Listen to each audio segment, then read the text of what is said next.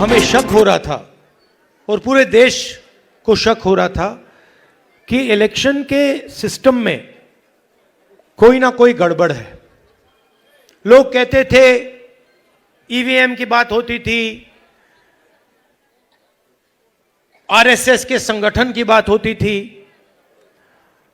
मगर एक बात दिखने को मिलती थी कि बाकी पार्टियों को एंटी इनकम्बेंसी हो जाती थी, मगर बीजेपी के खिलाफ कभी एंटी इनकम्बेंसी नहीं होती थी। बीजेपी एक बार, दो बार, तीन बार, चार बार, एक के बाद एक चुनाव जीती जाती थी। तो अजीब सा लगता था, मगर हम खुलकर नहीं कह सकते थे क्योंकि सबूत नहीं था। महाराष्ट्र में हमें सबूत मिला। सबूत क्या था? लोकसभा का चुनाव हमारा गठबंधन जीतता है, स्वीप करता है। 4 महीने बाद उसी प्रदेश में, उसी महाराष्ट्र में वही पार्टियां लड़ती हैं। हमारा गठबंधन बीजेपी के गठबंधन के खिलाफ लड़ता है। हमारे गठबंधन का एक भी वोट कम नहीं होता। जितने हमें लोकसभा में मिले उतने हमें विधानसभा में मिले, मगर बीजेपी का वोट बढ़ जाता है। अजीब सी बात है। हमने देखा, पता लगाया, लोकसभा के बाद तकरीबन 1 करोड़ नए वोटर, 1 करोड़ नए वोटर इलेक्शन कमीशन ने लिस्ट में डाले।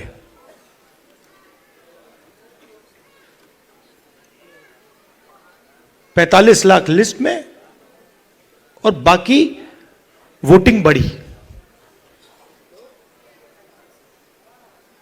सारे के सारे जो वोटर,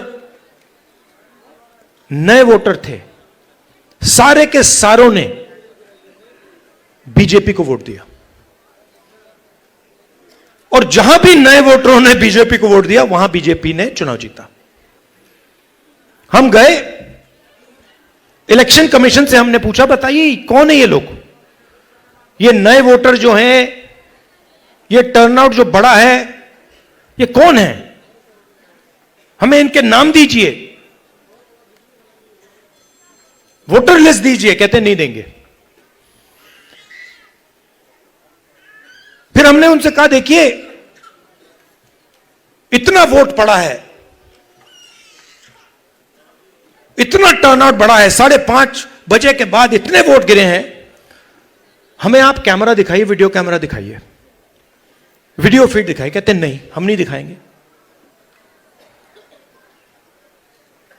फिर क्या करते हैं? कानून बदल देते हैं और 45 दिन के अंदर वीडियो फीड को डिस्ट्रॉय कर देते हैं।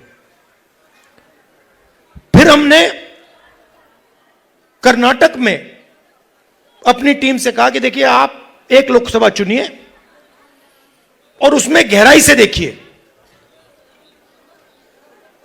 मैग्नीफाइंग ग्लास को लेके हर पेज को देखिए और बताइए यहां पे हुआ क्या। इलेक्शन कमीशन हमें इलेक्ट्रॉनिक वोटर लिस्ट नहीं देती,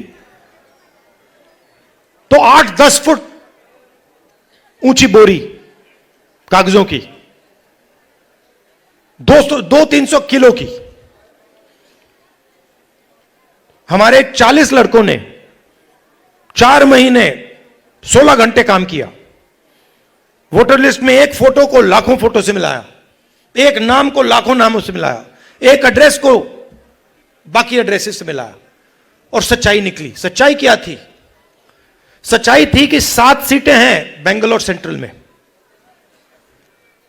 6 कांग्रेस पार्टी जीतती है। 7वीं सीट में एक विधानसभा में 1 लाख फर्जी वोटर, 1 लाख, और जहां फर्जी वोटर थे, जिस असेंबली में फर्जी वोटर थे, वहां बीजेपी जीतती है। वो सारे के सारे 1 लाख जो वोट थे, उसके कारण बीजेपी लोकसभा का चुनाव जीत गई। मैंने प्रेजेंटेशन किया। अच्छा, मैं आपसे एक बात पूछना चाहता हूं, आपका नाम क्या है? कुमार जी, अगर मैंने आपसे कहा कि आप चोर हो, और अगर आपने चोरी नहीं की, तो आप क्या करोगे? सबसे पहले आप कहोगे खबरदार, तुम्हें मुझे चोर बुलाया, बोलोगे ना? ठीक है। अगर आपने चोरी की होती और मैंने कहा चोर हो, तो आप चुप बैठोगे? क्यों नहीं बैठेगा? अगर चोरी की है और मैं कहूंगा चोरी की है, बिल्कुल चुप हो जाएगा, एक शब्द नहीं बोलेगा। अगर मैं आरोप लगा रहा हूं प्रधानमंत्री पे हर रोज कि तुम वोट चोर हो, प्रधानमंत्री चुप क्यों है? प्रधानमंत्री एक शब्द क्यों नहीं बोल रहा? क्योंकि प्रधानमंत्री वोट चोर है और वो जानता है कि हमने उसको पकड़ लिया है।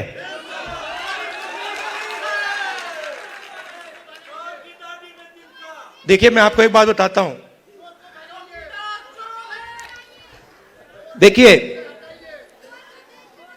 हमारा जो काम है ना, मेरा जो काम है, मेरे बारे में आप दो चीजें समझ लीजिए। सबसे पहले, अगर मैंने किसी चीज के बारे में मन बना लिया, तो फिर मन बना लिया।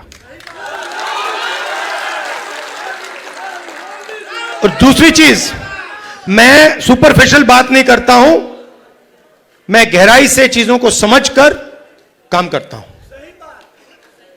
अब आप एक बात समझिए और सुनिए।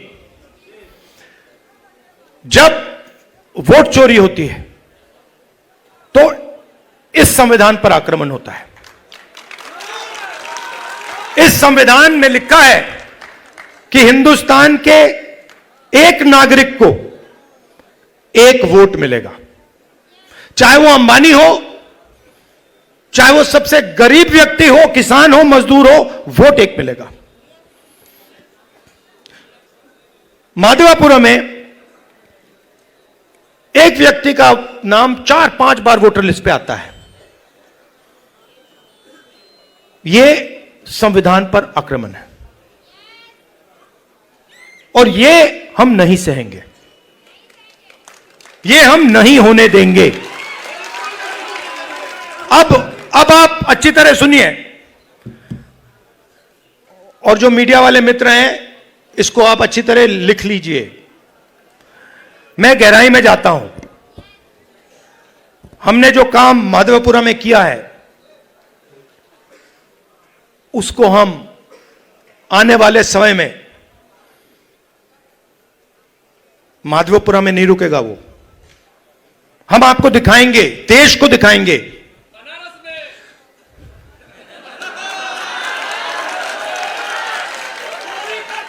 मोदी जी, मैं आपको बता रहा हूं, मोदी जी डरे हुए हैं, क्योंकि मोदी जी को बात समझ आ गई है कि अब चोरी पकड़ी गई है और अब वो भाग नहीं सकते हैं।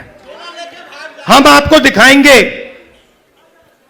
कि सिर्फ माधवपुरा में चोरी नहीं हुई है, लोकसभा में चोरी हुई है, हरियाणा में चोरी हुई है, महाराष्ट्र में चोरी हुई है, मध्य प्रदेश में चोरी हुई है, और अब ये बिहार में चोरी करने की कोशिश कर रहे हैं।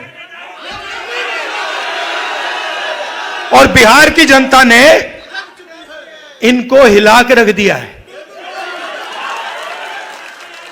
हिला के रख दिया है।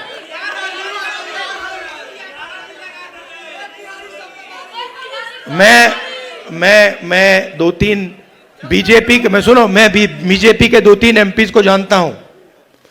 मेरे फोन पे मैसेज आ रहे हैं, आप प्रधानमंत्री को वोट चोर मत कहिए। कैसे मत कहूं भाई, है तो कहना पड़ेगा। अब ये तीर जाके सीधी टारगेट पे लगेगी।